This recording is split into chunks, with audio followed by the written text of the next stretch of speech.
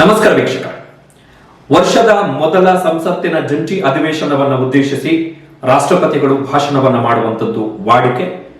ರಾಷ್ಟ್ರಪತಿಗಳ ಆ ಭಾಷಣದ ಮೇಲೆ ಲೋಕಸಭೆ ಮತ್ತು ರಾಜ್ಯಸಭೆಗಳಲ್ಲಿ ಚರ್ಚೆ ನಡೆದು ಆ ಚರ್ಚೆಯ ಮೇಲೆ ಸರ್ಕಾರದ ಪರವಾಗಿ ಸರ್ಕಾರದ ಮುಖ್ಯಸ್ಥರಾಗಿರುವಂತಹ ಪ್ರಧಾನಮಂತ್ರಿಗಳು ಉತ್ತರವನ್ನು ಕೊಡಬೇಕು. ಆ ಉತ್ತರವನ್ನು ಕೊಟ್ಟಾದ ಬಳಿಕ ಲೋಕಸಭೆಯಲ್ಲಿ ಮತ್ತು ರಾಜ್ಯಸಭೆಯಲ್ಲಿ ಪ್ರತ್ಯೇಕವಾಗಿ ನಿರ್ಣಯವನ್ನ ಅಂಗೀಕರಿಸ್ತಾರೆ. ಅಂದ್ರೆ ವಂದನಾ ನಿರ್ಣಯವನ್ನ ಅಂಗೀಕರಿಸ್ತಾರೆ ರಾಷ್ಟ್ರಪತಿಗಳು ಮಾಡಿದಂತಹ ಭಾಷಣಕ್ಕೆ. ಆದ್ರೆ ಫೆಬ್ರವರಿ 4ನೇ ತಾರೀಕು ಆ ವಂದನಾ ನಿರ್ಣಯದ ಮೇಲೆ ಪ್ರಧಾನಮಂತ್ರಿಗಳು ಉತ್ತರವನ್ನು ಕೊಟ್ಟಿಲ್ಲ, ಪ್ರಧಾನಮಂತ್ರಿಗಳು ಭಾಷಣವನ್ನ ಮಾಡಿದರು.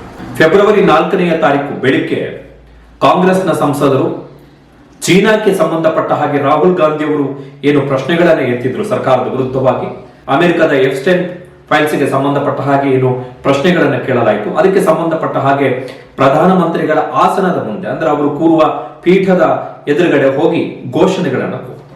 ಅದಾದ ಬಳಿಕ ಸದನವನ್ನ ಮುಂದೂಡಲಾಯಿತು.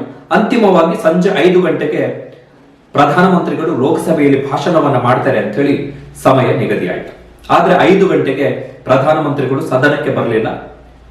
ಅಂತಿಮವಾಗಿ ಪ್ರಧಾನಮಂತ್ರಿಗಳ ಉತ್ತರ ಮತ್ತು ಪ್ರಧಾನಮಂತ್ರಿಗಳ ಭಾಷಣ ಇಲ್ಲದೆಯೇ ಲೋಕಸಭೆಯಲ್ಲಿ ರಾಷ್ಟ್ರಪತಿಗಳ ವಂದನಾ ನಿರ್ಣಯದ ಮೇಲೆ ನಿರ್ಣಯವನ್ನ ಅಂಗೀಕರಿಸಲಾಗುತ್ತೆ. ಇತ್ತ ಮಾರನೆಯ ದಿವಸ ಅಂದ್ರೆ ಫೆಬ್ರವರಿ 5ನೇ ತಾರೀಕು ರಾಜ್ಯಸಭೆಯಲ್ಲಿ 1:38 ಮಾತನಾಡ್ತಾರೆ. ಆ ಭಾಷಣದ ಬಳಿಕ ಮೇಲ್ಮನೆಯಲ್ಲಿ ನಿರ್ಣಯವನ್ನ ಅಂಗೀಕರಿಸಲಾಗುತ್ತೆ. ಫೆಬ್ರವರಿ 5ನೇ ತಾರೀಕು ಇತ್ತ ಲೋಕಸಭೆಯಲ್ಲಿ ಬಂದಂತಹ ಸ್ಪೀಕರ್ ಓಂ ಬಿರ್ಲಾ ಅವರು ಒಂದು ಸ್ಟೇಟ್ಮೆಂಟ್ ಅನ್ನ ಮಾಡ್ತಾರೆ. ಏನು ಅಂತ ಹೇಳಿದ್ರೆ, ಒಂದು ವೇಳೆ ಫೆಬ್ರವರಿ 4ನೇ ತಾರೀಕು ನಿಗದಿಯಂತೆ ಪ್ರಧಾನಮಂತ್ರಿಗಳು ಏನಾದರೂ ಸದನಕ್ಕೆ ಬಂದು ಭಾಷಣ ಮಾಡಲಿಕ್ಕೆ ನಿರ್ಧಾರ ಮಾಡಿದ್ರೆ ಆ ಸಂದರ್ಭದಲ್ಲಿ ಕಾಂಗ್ರೆಸ್ನ ಸಂಸದರು ಅನುಚಿತವಾಗಿ ಪ್ರಧಾನಮಂತ್ರಿಗಳ ಜೊತೆಗೆ ವರ್ತಿಸ್ತಾ ಇದ್ರು ಎನ್ನುವಂತಹ ಮಾಹಿತಿ ಇತ್ತು. ಹೀಗಾಗಿ ನಾನೇ ಪ್ರಧಾನಮಂತ್ರಿಗಳಿಗೆ ನೀವು ಬರಕ್ಕೋಗ್ಬೇಡಿ, ಪರಿಸ್ಥಿತಿ ಚೆನ್ನಾಗಿಲ್ಲ ಇವಾಗ ಅಂತ ಹೇಳಿ ನಾನೇ ಹೇಳದೆ. ಹೀಗಾಗಿ ಪ್ರಧಾನಮಂತ್ರಿಗಳು ಬರಲಿಲ್ಲ. ಕಾಂಗ್ರೆಸ್ನ ಸಂಸದರು ಪ್ರಧಾನಮಂತ್ರಿಗಳ ಜೊತೆಗೆ ಅನುಚಿತವಾಗಿ ವರ್ತಿಸುವ ಸಾಧ್ಯತೆ ಇತ್ತು ಎನ್ನುವಂಥದ್ದು ಸ್ಪೀಕರ್ ಓಂ ಬಿರ್ಲಾ ಅವರು ಸದನದಲ್ಲೇ ಕೊಟ್ಟಂತಹ ಹೇಳಿಕೆ. Very important statement. ಕಾರಣ ಏನು ಅಂತ ಹೇಳಿದ್ರೆ, ಅನುಚಿತ ವರ್ತನೆ ಅಂದ್ರೆ ಏನು? ಮೀಡಿಯಾಗಳಿಗೆ ಬಿಜೆಪಿ ಅವರು ಸೋರಿಕೆ ಮಾಡಿದಂತಹ ಮಾಹಿತಿಗಳ ಪ್ರಕಾರ ಕಾಂಗ್ರೆಸ್ನ ಸಂಸದರು ಪ್ರಧಾನಮಂತ್ರಿಗಳ ಮೇಲೆ ಹಲ್ಲೆಯನ್ನ ಮಾಡುವಂತಹ ಸಂಚನ್ನ ರೂಪಿಸಿದ್ದಾರೆ ಎನ್ನುವಂಥದ್ದು ಬಿಜೆಪಿಯ ಮೂಲಗಳು ಅಥವಾ ಸರ್ಕಾರದ ಮೂಲಗಳು ಮಾಧ್ಯಮಗಳಿಗೆ ಕೊಟ್ಟಂತಹ ಮಾಹಿತಿ. ಓಂ ಬಿರ್ಲಾ ಅವರು ಅದಕ್ಕೆ ಪೂರಕವಾದಂತಹ ಸ್ಟೇಟ್ಮೆಂಟ್ ಅನ್ನ ಲೋಕಸಭೆಯಲ್ಲಿ ಮಾಡ್ತಾರೆ. ಇದಕ್ಕಿಂತಲೂ ವಿಚಿತ್ರ ಏನು ಅಂತ ಹೇಳಿದ್ರೆ, ಇಂಗ್ಲಿಷ್ ಸುದ್ದಿವಾಹಿನಿ ಟೈಮ್ಸ್ ನೌಲ್ಲಿ ಚರ್ಚೆಯಲ್ಲಿ ಕಾಣಿಸಿಕೊಂಡಂತ ಒಬ್ಬ ಟಿಡಿಪಿಯ ಮುಖಂಡ ಒಂದು ಹೇಳಿಕೆಯನ್ನು ಕೊಟ್ಟಿದ್ದಾನೆ. ಏನು ಅಂತ ಹೇಳಿದ್ರೆ, ಒಂದು ವೇಳೆ ಫೆಬ್ರವರಿ 4ನೇ ತಾರೀಕು ಲೋಕಸಭೆಯಲ್ಲಿ ಪ್ರಧಾನಮಂತ್ರಿ ಮೋದಿ ಅವರು ಭಾಷಣಕ್ಕೆ ಬಂದಿದ್ರೆ ಆಗ ಕಾಂಗ್ರೆಸ್ನ ಮಹಿಳಾ ಸಂಸದರು ಪ್ರಧಾನಮಂತ್ರಿಯವರಿಗೆ ಕಚ್ತಾ ಇದ್ರು ಅವರನ್ನ. ಈ ತರದ ಸ್ಟೇಟ್ಮೆಂಟ್ಗಳನ್ನ ಕೊಟ್ಟಿದ್ದಾರೆ. ಇದು ಒಂದು ಕಡೆ. ಇದಾದ ಬಳಿಕ ರಾಜ್ಯಸಭೆಯಲ್ಲಿ ಏನು 1:38 ಭಾಷಣವನ್ನ ಮಾಡಿದ್ರು ನರೇಂದ್ರ ಮೋದಿ ಅವರು. ಆ ಸಂದರ್ಭದಲ್ಲಿ ಅವರು ಒಂದು ಸ್ಟೇಟ್ಮೆಂಟ್ ಅನ್ನು ಕೊಟ್ಟಿದ್ದಾರೆ. ಏನು ಅಂತ ಹೇಳಿದ್ರೆ, ನನ್ನ ಆರೋಗ್ಯದ ಗುಟ್ಟು ಏನು ಅಂತ ಹೇಳಿದ್ರೆ, ನಾನು ಕಳೆದ 25 ವರ್ಷಗಳಿಂದ ಪ್ರತಿದಿನ 2 kg ಬೈಗುಳವನ್ನ ತಿಂತಾ ಇದ್ದೀನಿ ಅಂತ ಹೇಳಿ, ನಿಂದನೆಯನ್ನ ತಿಂತಾ ಇದ್ದೀನಿ ಅಂತ ಹೇಳಿ. ಇದು ಒಂದು ಕಡೆ. ಹಾಗಂತೇಳಿ ರಾಷ್ಟ್ರಪತಿಗಳ ವಂದನಾ ನಿರ್ಣಯದ ಮೇಲೆ ಪ್ರಧಾನಮಂತ್ರಿಗಳ ಉತ್ತರ ಇಲ್ಲದೆ ನಿರ್ಣಯ ಅಂಗೀಕಾರ ಆಗಿರುವಂತದ್ದು ಇದೇ ಮೊದಲ ಬಾರಿಗೆ ಏನಲ್ಲ. 2004ರಲ್ಲಿ UPA ಸರ್ಕಾರ ಅಧಿಕಾರಕ್ಕೆ ಬಂದ ಬಳಿಕ ನಡೆದಂತಹ ಮೊಟ್ಟ ಮೊದಲ ಸಂಸತ್ತಿನ ಅಧಿವೇಶನ 2004. ಪ್ರಧಾನಮಂತ್ರಿಯಾಗಿ ಮನಮೋಹನ್ ಸಿಂಗ್ ಅವರು ಅಧಿಕಾರ ಸ್ವೀಕರಿಸಿಕೊಂಡ ಬಳಿಕ ನಡೆದಂತಹ ಮೊದಲ ಸಂಸತ್ತಿನ ಅಧಿವೇಶನದಲ್ಲಿ ಲೋಕಸಭೆಯಲ್ಲಿ ಪ್ರಧಾನಮಂತ್ರಿಗಳಾಗಿದ್ದಂತಹ ಮನಮೋಹನ್ ಸಿಂಗ್ ಅವರ ಉತ್ತರವಿಲ್ಲದೆಯೇ ರಾಷ್ಟ್ರಪತಿಗಳ ಭಾಷಣದ ವಂದನಾ ನಿರ್ಣಯವನ್ನು ಅಂಗೀಕರಿಸಲಾಗುತ್ತೆ. ಆ ಸಂದರ್ಭದಲ್ಲಿ ಟಿಎಂಸಿ ಒಳಗೊಂಡಂತೆ UPA ವಿರೋಧ ಪಕ್ಷಗಳು, ಅದು ಬಿಜೆಪಿ ಒಳಗೊಂಡು ಪ್ರಧಾನಮಂತ್ರಿಗಳಾಗಿದ್ದಂತಹ ಮನಮೋಹನ್ ಸಿಂಗ್ ಅವರ ಭಾಷಣಕ್ಕೆ ಅಡ್ಡಿಯನ್ನು ಪಡಿಸುತ್ತೆ. ಲಾಲು ಪ್ರಸಾದ್ ಯಾದವ್, ಶಿಬು ಸೊರೇನ್, ಮೊಹಮ್ಮದ್ ತಸ್ನಿಮುದ್ದೀನ್, ಜಯಪ್ರಕಾಶ್ ನಾರಾಯಣ್ ಯಾದವ್, MA ಪಾತ್ನಿ, ಹೀಗೆ ಹಲವು ಸಚಿವರನ್ನ, ಕಳಂಕಿತ ಸಚಿವರನ್ನ UPA ಸರ್ಕಾರದ ಒಳಗಡೆ ಸೇರಿಸಿಕೊಂಡಿದ್ದನ್ನ ವಿರೋಧಿಸಿ ಟಿಎಂಸಿ ಒಳಗೊಂಡಂತೆ ಸಮಾಜವಾದಿ ಪಕ್ಷವು ಒಳಗೊಂಡಂತೆ ಆಗಿನ ವಿರೋಧ ಪಕ್ಷಗಳು UPA ಸರ್ಕಾರದ ವಿರುದ್ಧ ಪ್ರತಿಭಟನೆಯನ್ನ ಮಾಡ್ತಾರೆ, ಸದನದ ಬಾವಿಗಿಳಿದು ಪ್ರತಿಭಟನೆಯನ್ನ ಮಾಡ್ತಾರೆ. ಆಗ ಪ್ರಧಾನಮಂತ್ರಿಗಳಾಗಿದ್ದಂತಹ ಮನಮೋಹನ್ ಸಿಂಗ್ ಅವರಿಗೆ ರಾಷ್ಟ್ರಪತಿಗಳ ಭಾಷಣದ ಮೇಲಿನ ಮೊಟ್ಟ ಮೊದಲ ಉತ್ತರ ಮನಮೋಹನ್ ಸಿಂಗ್ ಅವರು ಆಸ್ ಎ PM ಆಗಿ ಕೊಡ್ಬೇಕಾಗಿದ್ದಂಥದ್ದು ಅವಕಾಶವನ್ನು ಕೊಡಲಿಲ್ಲ.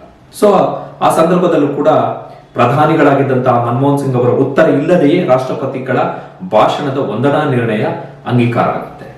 ಬಟ್ ಇಲ್ಲೊಂದು ಡಿಫರೆನ್ಸ್ ಇದೆ. ಏನ್ ಡಿಫರೆನ್ಸ್ ಅಂತ ಹೇಳಿದ್ರೆ, ಆ ಸಂದರ್ಭದಲ್ಲಿ 2004ರಲ್ಲಿ ಮನಮೋಹನ್ ಸಿಂಗ್ ಅವರು ಸದನದಲ್ಲೇ ಇದ್ರು, ಲೋಕಸಭೆಯಲ್ಲೇ ಇದ್ರು. ಈ ನಿರ್ಣಯ ಅಂಗೀಕಾರ ಆಗುವಂತಹ ಸಂದರ್ಭದಲ್ಲಿ ಎದ್ದು ಹೋಗ್ಲಿಲ್ಲ. ಅವರು ಮನವಿ ಮಾಡಿಕೊಂಡ್ರು, ದಯವಿಟ್ಟು ಮಾತಾಡ್ಲಿಕ್ಕೆ ಅವಕಾಶ ಕೊಡಿ ಅಂತ ಹೇಳಿ. ಸ್ಪೀಕರ್ ಕೂಡ ಮನವಿಯನ್ನ ಮಾಡಿಕೊಂಡ್ರು, ಪ್ರಧಾನಮಂತ್ರಿಗಳಿಗೆ ಭಾಷಣ ಮಾಡ್ಲಿಕ್ಕೆ ಅವಕಾಶ ಕೊಡಿ ಅಂತ ಹೇಳಿ. ಅವಕಾಶ ಕೊಡ್ಲಿಲ್ಲ. ಅಂತಿಮವಾಗಿ ನಿರ್ಣಯವನ್ನ ಅಂಗೀಕಾರ ಮಾಡಲಾಗುತ್ತೆ. ಆ ಸಂದರ್ಭದಲ್ಲಿ ಮನಮೋಹನ್ ಸಿಂಗ್ ಸದನದಲ್ಲೇ ಇದ್ದರು, ಲೋಕಸಭೆಯಲ್ಲೇ ಇದ್ದರು. ಇದು ಒಂದು. ಎರಡನೆಯದ್ದು, 2014ರಲ್ಲಿ UPA ಸರ್ಕಾರದ ಕೊನೆಯ ಹಂತ. ಆ ಸಂದರ್ಭದಲ್ಲಿ ಆಂಧ್ರ ಪ್ರದೇಶ ರಾಜ್ಯ ವಿಂಗಡಣೆ ಆಗುತ್ತೆ, ತೆಲಂಗಾಣ ಹೊಸ ರಾಜ್ಯ ಸೃಷ್ಟಿಯಾಗುತ್ತೆ. ಅದಕ್ಕೆ ಸಂಬಂಧಪಟ್ಟ ಹಾಗೆ ರಾಜ್ಯಸಭೆಯಲ್ಲಿ ಮಸೂದೆ ಅಂಗೀಕಾರ ಆಗುವಂತಹ ಸಂದರ್ಭದಲ್ಲಿ ಪ್ರಧಾನಮಂತ್ರಿಗಳಾಗಿದ್ದಂತಹ ಮನಮೋಹನ್ ಸಿಂಗ್ ಅವರ ಪೀಠದ ಎದುರುಗಡೆ ಹೋಗ್ಬಿಟ್ಟು ಘೋಷಣೆಗಳನ್ನು ಕೂಗಲಾಗುತ್ತೆ. ಉಪಸಭಾಪತಿಗಳ ಪೀಠದ ಬಳಿ ಹೋಗಿ ರಾದ್ಧಾಂತವನ್ನ ಮಾಡಲಾಗುತ್ತೆ. ಕಾಗದ ಪತ್ರಗಳನ್ನು ಹರಿದು ಚಿಂದಿ ಚಿತ್ರಾಣ ಮಾಡಿಬಿಡ್ತಾರೆ. ಆದರೂ ಕೂಡ ಮನಮೋಹನ್ ಸಿಂಗ್ ವಿಚಲಿತರಾಗದೆ ತಮ್ಮ ಉತ್ತರವನ್ನು ಕೊಡ್ತಾ ಹೋಗ್ತಾರೆ. ಇದು ಒಂದು ಕಡೆ. 2004ರಲ್ಲಿ UPA ಮೈತ್ರಿಕೂಟದ ಬಳಿ ಇದ್ದಂತಹ ಸಂಖ್ಯೆನೇ 218. ಎಡಪಕ್ಷಗಳ ಬಾಹ್ಯ ಬೆಂಬಲದೊಂದಿಗೆ ಸರ್ಕಾರ ರಚನೆ ಆಗಿತ್ತು 2004ರಲ್ಲಿ. ಇನ್ನು 2009ರ ಅವಧಿಯಲ್ಲೂ ಕೂಡ ಅಷ್ಟೇ, ಕಾಂಗ್ರೆಸ್ಗೆ ಪೂರ್ಣ ಬಹುಮತ ಏನು ಬಂದಿರಲಿಲ್ಲ. ಆದ್ರೆ ಈ ಬಾರಿ ಬಿಜೆಪಿ ನೇತೃತ್ವದ ಮೈತ್ರಿಕೂಟದ ಬಳಿ 293 ಸಂಸದರಿದ್ದರು. 293. ಆದ್ರೆ ನರೇಂದ್ರ ಮೋದಿ ಅವರು ಬರಲಿಲ್ಲ ಸದನಕ್ಕೆ. 2004ರಲ್ಲಿ ಮೊದಲ ಬಾರಿಗೆ ಪ್ರಧಾನಮಂತ್ರಿಯಾಗಿ ತಮ್ಮ ವಿರುದ್ಧ ಪ್ರತಿಭಟನೆಗಳು ನಡೆದರೂ ಕೂಡ ಸದನದಿಂದ ಹೊರ ಹೋಗಲಿಲ್ಲ. ಮನಮೋಹನ್ ಸಿಂಗ್ ಸದನದಲ್ಲೇ ಇದ್ದು ಪ್ರತಿಭಟನೆಯನ್ನು ಎದುರಿಸಿ ನಿರ್ಣಯವನ್ನ ಅಂಗೀಕಾರ ಆಗುವ ಹಾಗೆ ನೋಡಿಕೊಂಡ್ರು. ಬಟ್ ಈ ಬಾರಿ ಪ್ರಧಾನಮಂತ್ರಿ ನರೇಂದ್ರ ಮೋದಿ ಅವರು, ಅದು ಕೂಡ 56 ಇಂಚಿನ ಎದೆಯ ಪ್ರಧಾನಮಂತ್ರಿ, ಸದನಕ್ಕೆ ಬರಲಿಲ್ಲ. ಹಂಗೆ ನೋಡಕೋದ್ರೆ ನರೇಂದ್ರ ಮೋದಿ ಅವರು ಸುದೀರ್ಘ ಭಾಷಣಕಾರ. ನೀವು ಅವರ ಲೋಕಸಭೆ ಮತ್ತು ರಾಜ್ಯಸಭೆಯ ಭಾಷಣಗಳ ಟೈಮಿಂಗ್ಸ್ ಅನ್ನ ನೋಡಿದ್ರೆ ಸುದೀರ್ಘ ಭಾಷಣಕಾರ. ಒಂದ್ಸಲ ಭಾಷಣಕ್ಕೆ ನಿಂತ್ಕೊಟ್ರೆ 1.5 ಗಂಟೆ 2 ಗಂಟೆ ಈ ರೀತಿ ಸುದೀರ್ಘವಾಗಿ ಭಾಷಣ ಮಾಡುವಂತಹ ಭಾಷಣಕಾರ. ಕಾಂಗ್ರೆಸ್ನ ಸಂಸದರ ಪ್ರತಿಭಟನೆಯಿಂದ ಬೆದರಿ ಸದನಕ್ಕೆ ಬರಲಿಲ್ಲ.